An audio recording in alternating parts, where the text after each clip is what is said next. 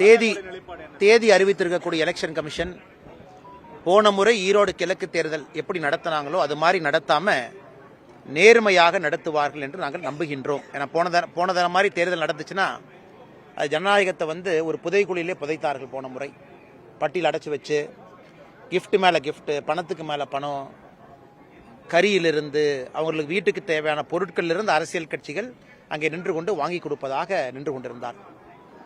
இந்த முறை ஈரோடு கிழக்கு தேர்தல் கான்ஸ்டிடியூஷன் படி அது நடத்தப்பட வேண்டும். இன்னைக்கு டெல்லிக்கு அறிவிச்சிருக்கிறாங்க. அதே நேரத்தில் ஈரோடு கிழக்கு அறிவிச்சிருக்கிறாங்க. நேரம் இருக்கு. பாரதிய ஜனதா கட்சியை பொறுத்தவரை என்டிஏ கூட்டணி இல்லாமல் இருக்கிறோம். ஆனால் எல்லா தலைவர்கள்ட்டையும் பேசி ஒரு முடிவை நாங்கள் அறிவிக்கின்றோம், எப்படி இந்த தேர்தலை நாங்கள் எதிர்கொள்ளப் போகின்றோம் என்று. அதே நேரத்தில் இந்த முறை தமிழகத்தில் சிறப்பு கவனம் கொடுத்து தேர்தல் ஆணையம் ஈரோடு கிழக்கு தேர்தலில் ஒரு கடிவாளம் இட்டு, எப்படி ஒரு குதிரை கடிவாளம் போட்டு கண்ட்ரோலில் வச்சிருப்பாங்களோ அந்த மாதிரி தேர்தல் நடத்தணும். ஏன்னா மக்களுக்கு ஃபெட்டிக் ஃபேக்டர் வந்துடும். ஈரோடு கிழக்கை பொறுத்தவரை 3வது தேர்தல் எதிர்கொள்றாங்க. 2026 4வது முறை ஓட்டு போட போறாங்க. அதனால் எங்களுடைய நிலைப்பாட்டை விரைவில் நாங்கள் அறிவிக்கின்றோம். 10ஆம் தேதிக்கு மேலே தான் கெசட் நோட்டிபிகேஷன் வருது. அதை தாண்டி வேற கேள்விங்க என்ன சொல்ல விரும்புறீங்க சார்? டிஎம்கே தொடர்ந்து ப்ரொடெஸ்ட் இன்னைக்கு காலையில பாத்தீங்கன்னா நிறைய இடங்கள்ல ப்ரொடெஸ்ட் மத்த கட்சிக்காரங்களுக்கு டினை பண்ணிருக்காங்க. ஆனா இன்னைக்கு பாத்தீங்கன்னா தமிழ்நாடு இருக்கிற எல்லா இடங்கள்லயும் திமுக இதை முடிச்சுட்டு எனக்கு வர திரும்ப வராங்க ப்ரொடெஸ்ட் நடந்திருக்கு. ஆனா ஆச்சரியமான விஷயம் என்னன்னா, ஒரு உப்புச்சப்பில்லாத காரணத்திற்கு திராவிட முன்னேற்ற கழகம் நாங்க ஒரு ஆர்ப்பாட்டத்தை அறிவிக்கின்றோம் என்று அறிவித்து அந்த ஆர்ப்பாட்டத்தை இன்னைக்கு பண்ணியிருக்கிறாங்க. உப்புச்சப்பில்லாத ஒரு காரணம். என்ன உப்புச்சப்பு இல்லாத காரணம் நமக்கு தெரியும். 1970 தமிழ் தாய் வாழ்த்து வந்துச்சு. அதுவும் உண்மையாக இருக்கக்கூடியதிலிருந்து வெட்டி ஒட்டி ஐயா கலைஞர் கருணாநிதி ஐயா அதை கொண்டு வந்தாங்க. அதன் பிறகு 1991 அம்மையார் ஜெயலலிதா அம்மா இருக்கும் பொழுது சட்டப்பேரவையில் தமிழ் தாய் வாழ்த்து ஒலிக்க ஆரம்பித்தது. 1970 அரசு விழாக்கள் அதை பயன்படுத்தினாங்க. 1991 இந்த மரபு இருக்கு. இன்னைக்கு ஆளுநர் ஒரு கருத்தை சொல்லலாம், மாநில அரசு ஒரு கருத்தை சொல்லலாம், அது வேறு. கருத்து பரிமாற்றம் என்பது வேறு. ஏத்துக்கிறதும் ஏத்துக்காடும் ஜனநாயக முறையில் அது நமக்குள்ள இருக்கக்கூடிய பரஸ்பரமான ஒரு விஷயம். ஆளுநர் போன ஆண்டு கருத்து சொன்னாங்க, நீங்க ஜனநாயக முறைப்படி அதை ஏத்துக்கலையே, அது வேற. அதற்காக நாங்கள் ஆர்ப்பாட்டம் செய்வோம் என்று இந்த ஆண்டு. போன ஆண்டு ஏன் திமுக ஆர்ப்பாட்டம் பண்ணல? போன ஆண்டு இதே தான் ஆளுநர் சொன்னாரு. போன ஆண்டு இதே விஷயத்தை தான் வலியுறுத்தினாரு. தமிழ்தாய் வாழ்த்து முழுமையாக ஒழித்த பிறகு ஆளுநர் அங்கிருந்து வெளியேறினாங்க. அப்படின்னா அவங்க தமிழ்தாய் வாழ்த்துக்கு மரியாதை கொடுத்திருக்கிறாங்க. ஆளுநர் அவர்கள் செய்தி குறிப்பில் தன்னுடைய விளக்கத்தையும் தெரிவித்திருக்கின்றார்கள். தமிழ் மொழியின் மீது, கலாச்சாரத்தின் மீது மிகப்பெரிய ஒரு மரியாதை வைத்திருக்கிற எத்தனை ஆளுநர் தமிழ்நாட்டை சாராதவங்க ஒரு தமிழ் மொழியை கத்துக்கிட்டு பேசுறாங்கன்னு சொல்லுங்கண்ணா.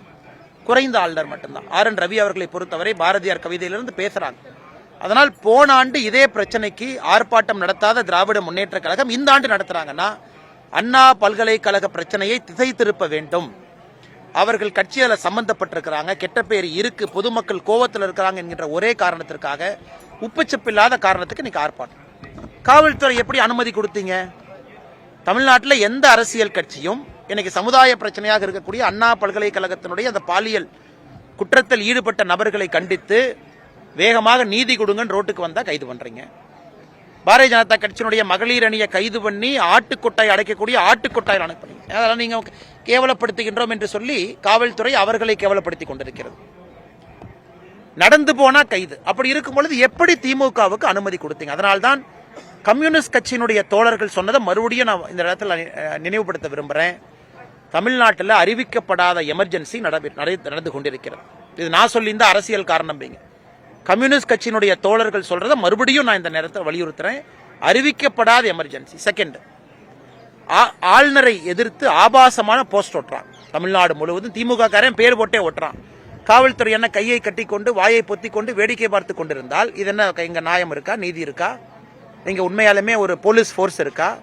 சட்டம் எதற்கு இருக்கு? அதனால ஆளுநரை எதிர்த்து ஆபாசமா போட்டு நாளைக்கு ஆளுநர் ஒரு கான்ஸ்டிடியூஷனல் அத்தாரிட்டி. பிஜேபி முதலமைச்சரை எதிர்த்து ஆபாசமா போஸ்ட் ஒட்டினா அப்ப அவங்களுக்கு ஒரு நியாயம், எங்களுக்கு ஒரு நியாயமா? எங்களுக்கு தான் முதலமைச்சர் பிடிக்கல, எங்களுக்கு தான் முதலமைச்சர் மேல அந்த போஸ்ட் ஒட்டலான்னு இருக்கு. ஆனா ஒட்டாம இருக்கும். ஏன்? அந்த பதவிக்கு ஒரு மரியாதை இருக்குங்கிற ஒரே காரணத்திற்காக. அப்ப ஆளுநரை எதிர்த்து திமுக கார தைரியமா ஒட்டுறா, அது தப்பு இல்லையா? அப்ப அப்புறம் நீங்க தயவு செஞ்சு இல்ல ஒட்டலாம், எல்லாருக்கும் கருத்து வச்சு இருக்குன்னா பிஜேபி காரங்களுக்கு அனுமதி கொடுங்க, நானே எங்கால போய் ஒட்ட சொல்றேன் முதலமைச்சர் எதிர்த்து. அதனால இதை வன்மையா கண்டிக்கிறோம். எல்லோருக்கும் என்ன ஒரு நியாயம் இருந்தா, சட்டம் இருந்தா அது நடுநிலைமையாக இருக்கணும், எல்லாருக்கும் இருக்கணும். அதனால் இன்னைக்கு திமுகவினுடைய போராட்டம் தேவையில்லாத உப்புச்சப்பில்லாத ஒரு போராட்டம். உதாரணத்துக்கு மதுரை, அங்க இருக்கக்கூடிய விவசாய பெருமக்கள் எல்லாம் அங்க இருக்கக்கூடிய ஹெட் போஸ்ட் ஆபீஸை நோக்கி போறாங்க. மத்திய அரசு அவர்களுடைய தரப்பை தெளிவா சொல்லிட்டாங்க, இங்கே டங்ஸ்டன் சுரங்கம் நாங்கள் அமைக்க போறதில்லை, மாநில அரசுக்கு வலியுறுத்தி இருக்கிறாங்க, நீங்க எந்த விதமான நடவடிக்கை எடுக்காதீங்க. ஏன் முதலமைச்சருக்கு மதுரை போய் அங்க இருக்கக்கூடிய விவசாய பெருமக்கள் எல்லாம் ஒன்னா உட்கார வச்சு இங்க டங்ஸ்டன் சுரங்கம் வராதுன்னு சொல்றதுக்கு என்ன பிரச்சனை அவருக்கு? மத்திய அரசு தெளிவுபடுத்திய பிறகு இவங்க என்ன அன்கோ போட்டுக்கிட்டாங்களா தனியார் கம்பெனியோட? நான் தெரியாம கேட்கிறேன். இங்கே ஆளுகின்ற திராவிட முன்னேற்ற கழகத்தினுடைய அரசு யாரு டெண்டர் எடுத்தாங்களோ அவங்க அன்கோ போட்டிருக்காங்களா? மத்திய அரசு வராது என்று சொல்லிய பிறகு முதலமைச்சருக்கு வாயத்தரும் சொல்றதுல என்ன பிரச்சனை? மதுரைக்கு போய் அங்க இருக்கக்கூடிய விவசாய பெருமக்கள்கிட்ட வராது, இது வருவதற்கு நான் விடமாட்டேன், முதலமைச்சருக்கு வராது ஒரு ஃபுல் ஸ்டாப் வைக்கிறதுக்கு என்ன பிரச்சனைங்கன்னா இதற்கு முதலமைச்சர் போயிருக்கணும்.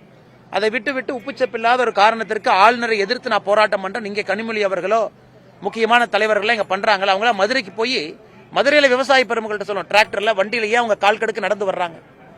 ஆனால் பாரதிய ஜனதா கட்சி சார்பாக மதுரையில் இருக்கக்கூடிய போராட்டம் செய்யக்கூடிய விவசாய பெருமக்களுக்கு நான் சொல்வது, வராதுங்க ஐயா, வராதுங்கம்மா, அங்க வராது, வர்றதுக்கு நாங்க விடவும் மாட்டோம், அப்படி எடுத்துங்க. இதை அமைச்சர் கிஷன் ரெட்டி அவர்கள் மிக தெளிவா சொல்லியிருக்கிறாங்க. வருவதற்கு வாய்ப்பு இல்லை. சரியா, உங்களுக்கு என்ன சமாதானம்? நீங்க சமாதானம் அடையலையா? ஒருவேளை வந்துச்சுன்னா சரி, வந்துச்சுன்னா நானே வந்து உங்கள்கிட்ட போராட்டத்தில் உட்கார்றேன், இதை விட என்ன சொல்றது?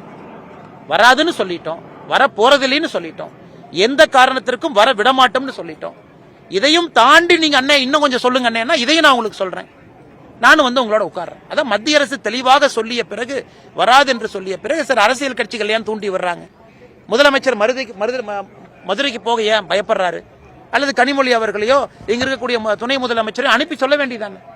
அதனால் அங்க எதுக்கு விவசாய பெருமக்கள் ரோட்ல கஷ்டப்பட்டு கால் கடுக்கு நடந்து வரணும்? அதனாலதான் முதலமைச்சரை பொறுத்தவரை எங்கே கவனம் செலுத்த வேண்டுமோ அங்க செலுத்தாம வேலை செய்யறாங்க.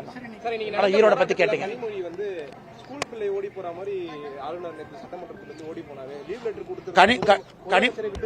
கனிமொழி அக்காக்கு பிரச்சனை ஆகி போச்சு. அவங்க பிறந்த நாளுக்கு போஸ்ட் அடிச்ச பிறகு சட்டப்பேரவை நோக்கின்னு மகளிர் அணி ஒரு போஸ்டர், கலைஞர் கருணாநிதி ஐயா அவனுடைய உண்மையான வழித்தோன்றல் அப்படின்னு அது ஒரு போஸ்டர். கனிமொழி அக்கா இன்னைக்கு பிரச்சனையில் இருக்கிறாங்க. அதனால இந்த போராட்டத்தில் இந்த மாதிரி ரெண்டு சொன்னா தான் கனிமொழி அக்கா தப்பிக்க முடியும். அவங்களுக்கு அவங்க பிரச்சனை, எல்லோருக்கும் ஆளுநரை பயன்படுத்தி அவங்க பிரச்சனையிலிருந்து தப்பிக்க வேண்டும். கனிமொழி அக்காவை பொறுத்தவரை அவர்களுக்கு ஒட்டி இருக்கக்கூடிய பிறந்தநாள் சுவரொட்டியிலிருந்து அவர்கள் தப்பிப்பதற்கு ஆளுநரை பயன்படுத்துறாங்க. முதலமைச்சரை பொறுத்தவரை அண்ணா யூனிவர்சிட்டி பிரச்சனையிலிருந்து தப்பிக்கிறதுக்கு அவர் ஆளுநரை பயன்படுத்துறாங்க. இன்னைக்கு ஆளுநரை பொறுத்தவரை பகடைக்காயாக ஒரு அரசியல் கட்சியும் பயன்படுத்துகின்றார்கள் என்பதுதான் நிதர்சனமான உண்மைங்க.